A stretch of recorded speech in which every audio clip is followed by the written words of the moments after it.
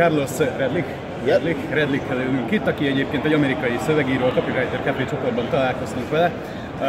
Ő is itt van a Traffic Conversion Summiten, a Grand Hyatt bárjában ülünk éppen, és meg fogom kérdezni arról, hogy mégis milyen Amerikában szövegírónak lenni. Kicsit összehasonlítjuk, hogy a magyar és az amerikai viszonyok hogyan térnek el egymástól.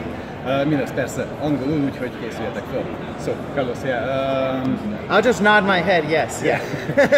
Basically, I introduced you. You are an US copywriter. What do you have to say about yourself? I mean, I've been writing copy for a while. I mean, I'm not sure who's looking at this video, but one of the best things that I figured out that I've kind of discovered is if you want copywriting clients, let's say, you want to have your own offers, you want to be selling your own stuff, because when you're actually in the game, you know what's working, you know what's converting, you don't have to just kind of rely on hope and crossing your fingers, you know what I mean? So one of the things I would share is if you haven't started any kind of offer, if you haven't started a freaking Shopify store, if you haven't done anything, just get your feet wet, get started on something, because that way you actually get real-time feedback and know what, you know, you kind of get marketing, not just from a textbook point of view, but in real life. For how long are you doing copywriting? I've been writing for like 10 years, but I wasn't like a copywriter. I actually used to own 2 martial art gyms in Florida, and I built those gyms like with flyers, with direct mail, and a lot of it was just face-to-face sales, like sales and stuff. But after I sold the gym, it was funny because I stopped doing the gym stuff because I kind of discovered copywriting. Like, people were paying me to write copy, and I was like, damn, this is cool. Like, I make more money fucking writing stuff than I do going every Tuesday and Thursday from 6 to 9 p.m. and trying to teach. So, I mean, I've been writing for 10 years, but primarily it's for myself, and maybe within the last 2 to 3 years, I started actually working with clients. So that's how long you define yourself as a copywriter? Yeah. And what type of copy do you write? Direct response copy. One of the things that I've actually been really interested in is email copy, right? So obviously, I mean, everybody can have their own opinions of it, but I've just seen emails work so well, and primarily just like 30-day sequences, right? So one of the things that people screw up on a lot of times is they'll get leads, they'll get tons of people coming to the website, opting in, they've got a nice list that they haven't mailed once. You know what I mean? Or they'll send one email and then that's it. But if you can set a 30-day email sequence in there, like every single day, almost maybe 5-6 days a week, and you give them 5 days of value, 1 or 2 days of a pitch, and you can just keep that up, your list grows. You get them subscribes no matter what, so it doesn't matter. But your list grows, they get to know you, like you, trust you, the whole deal. And it's just, I mean, that's one of the best ways I'm on. It's so underused, it's ridiculous. Like, it's crazy. Do you have any best practices from your personal experience? For emails? Yeah. One of the things, I actually didn't learn this on my own. My girlfriend and I were working with Travis Sabo, and he showed this to us. And if you don't know who he is, check him out. He's super cool.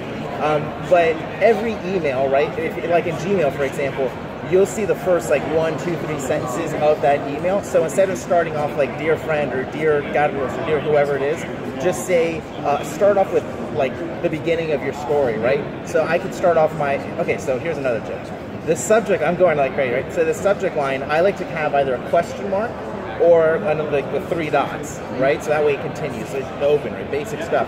But then I like to continue from that subject line into the actual kind of gut, like into the story. So let me just give an example. Like if I was talking to people who are in martial arts, right? If they were coming to my school and I wanted to talk to them, I would say, do you want a free week or something? And then in my first few lines, I'd be like, you know, it was crazy. I remember when I first started training martial arts, I didn't know who to go to. And one of the best things I love is that I could go and train in different places and figure out, you know, what I liked most. Hey, God was here. And then that's when I introduced myself. So I would start the actual email with like 2 to 3 lines of actual, like, a story. You know what I mean? So that's for sure. Do you actually manage campaigns also, or just write I manage my campaigns, but for my clients, I don't. Now, one of the things is, I try not to like get too involved with certain clients because I know there's tons of different things, right? If they want to have like an email sequence in place, they may want to have that sequence, but they want to throw in other little things in there. So generally what I'll do is I'll just give them the copy and they throw it in, unless it's my stuff, and then I manage it all, of course. And I don't know if it's a sensitive question, but this video is for the Hungarian market. I'm curious, for how much do you write emails? How much money do you ask for? $295 for one, or $175 each for 7+. Just as a tip, everybody takes 7, right? Because you're doing that. So if you're ever charging stuff, my way is just have a flat rate, so then it's bang, bang, or then you can customize it for a larger project. Mennyit írunk mi e-mailt? 15 000. 15 000 az olyan mennyi? Mindjárt kiszámolom, várjál, 30 000. 60-70 dollár. Yeah, it's for one email we ask for around $67. Yeah. That's the Hungarian market, and that's the top.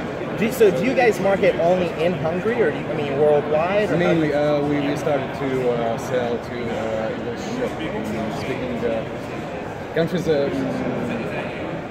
not long ago, right. But mainly 99% to the Hungarian market. Yeah, I mean, what like held you guys back from talking to like U.S., Canada, New Zealand, Australia, all them? Like, is there anything that held you guys back from doing it before? You just want to start off local and then? We grew organically. So we didn't want to be copywriters. We just realized that we were. Yeah, that's good. We started to write things for people asked for things. Yeah. We started with blog posts and articles, and then they asked for emails. And then they asked for landing pages. We learned what landing pages were. Okay, we can do that. We can do it. And yeah, it's been like that for 5 or 6 years now. Yeah. And now we are content marketing agents. Now we know what we are doing. There's a huge clientele, and they know us as the content marketing agents in Hungary. So that's that. Yeah. That's cool. I mean, one of the things I'm assuming you guys do like retainer gigs and stuff like that as well. Do you ever put anybody on monthly retainers? Yeah. That's one of the fastest. Like the way I got from like 0 to 6 figures in copy was not because I was writing copy for tons of people. I just pitched every client like a $10,000 contract, and I had one guy say yes. I'm like, oh shit. Okay. And so from him I got referrals and stuff. But one of the things that I kind of figured out is I was kind of doing the same thing. I would write emails for like cheap, like $50 back in the day, or $60 or whatever it was. And then once I would finish that like client, I would say, okay, cool, man. Hey, assuming this stuff converts and you love it, would you be interested in the long-term retainer gig? And they'd be like, yeah. I was like, perfect, because I want to be your go-to copywriter. I want to be your go-to content marketer, right? And so they say, yeah, sweet, okay, awesome. So assuming this, I pre-frame it, right? Assuming what I just gave you works, we usually have a $5,000 or $10,000 a month contract. Most people do the $10,000 because it's fully done for you, everything is done, but some people hop on the $5,000. So assuming everything goes well, which one of those two would you most likely want to go with? And they'll say, hey, if it converts, I may go with 5,000, we'll see, but I need to see if it converts first. Perfect, man, no worries, high five, you're done. But what that does is it pre-sells them, so assuming your shit works, right? If it converts, right? That's the crossing. Then they already know, like, okay, cool. So the next step is retainer, 5,000 or 10,000, right? You just start, you follow up with it.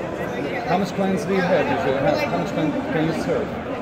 I have one retainer client. I had 3 at one point, and now I scaled it back. So I have my client basically funds my own business. So now as I grow my martial art online business, I just write copy to fund that, and as that grows, I'll probably stop writing copy. That's great. Or I'll charge like $100 grand, like Frank Kern. That would be awesome. We've been here for 2 days, and we are here in this. So, for how much we work here, and how much for content agencies work, and we are thinking about staying. It would be nice. And for your own business, do you do also landing pages and other kinds of... One of the things the thing that works awesome for me, I mean, I'm targeting martial artists that are like more enthused, so they're 35 to 55 years old, so they're not young enough to where they want to like get a mask that cuts off their breathing to like work out extra hard and run in them. They don't want to do that, right? What they want to do is buy gear and buy shirts and look the part. So what I've done is essentially, I just have one landing page that converts, and it's ilovejkundoscom/contest or whatever, or ilovejkundogroup.com/contest. You can check it out. All it is a giveaway contest. So I found a really popular book that my audience likes. It's about Bruce Lee. They love Bruce Lee. So I say, enter your email here, and within 60 days or 90 days or whatever it is, we're going to choose one winner. So it's just a contest giveaway. So as they come into that funnel, I have auto sequences, like auto emails that go out, and I'll send them. Like I sell nunchucks, like shirts, like basic stuff. It's a very niche market. How do you reach out to them? Facebook ads. I'm getting leads cheap. The number one thing that I found out, if you can get a passionate audience, like really, like they're crazy, right? Like they really love it. So the reason that Jeet Kune Do and Bruce Lee group works so well is because they're very fanatical about Bruce Lee and being anti-karate, anti-taekwondo, anti-judo. They are like, it's not anti, but they're like, I do Jeet Kune Do, Bruce Lee's martial art. So if you just, and no one's marketing to them, except for the Bruce Lee Foundation. Like, no one markets to these guys. So when you can drive like an ad that says, hey, do you want to win this free book or whatever it is? I mean, it just goes viral once you're paying for the traffic. But I'm getting leads for like as low as 27 cents a subscriber or as high as 46 cents. And that's an opt-in, like that's not a click. So it's crazy. Yeah, and it's just a passionate audience, man.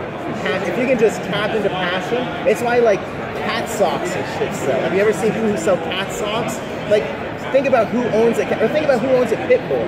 People who own pit bulls have to be in love with pit bulls because you either love pit bulls because so many people hate them, or you hate pit bulls, right? I mean, there's people trying to ban the entire like pit bull species, whatever it is.